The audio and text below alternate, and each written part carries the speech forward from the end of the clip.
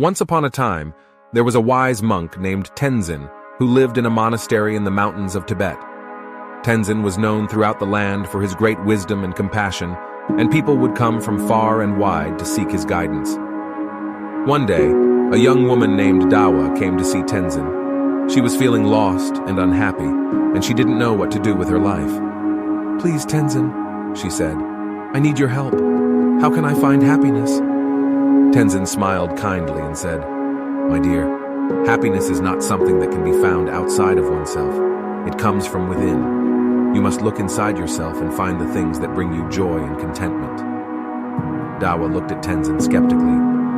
"But how can I be happy when there is so much suffering in the world? How can I be happy when there is so much injustice and inequality?" Tenzin nodded thoughtfully.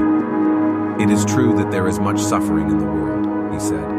"But that is all the more reason to cultivate happiness within ourselves. When we are happy, we have the strength and the compassion to help others."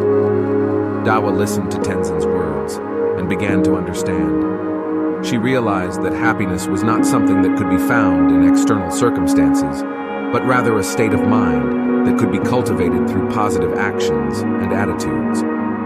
Over the years, Dawa continued to visit Tenzin and seek his guidance.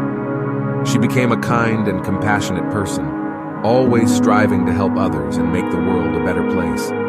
And even in the midst of difficult times, she was able to find happiness within herself. In the end, Dawa realized that Tenzin had been right all along. Happiness is not something that can be found outside of oneself. It comes from within, and it is up to each of us to cultivate it in our own lives.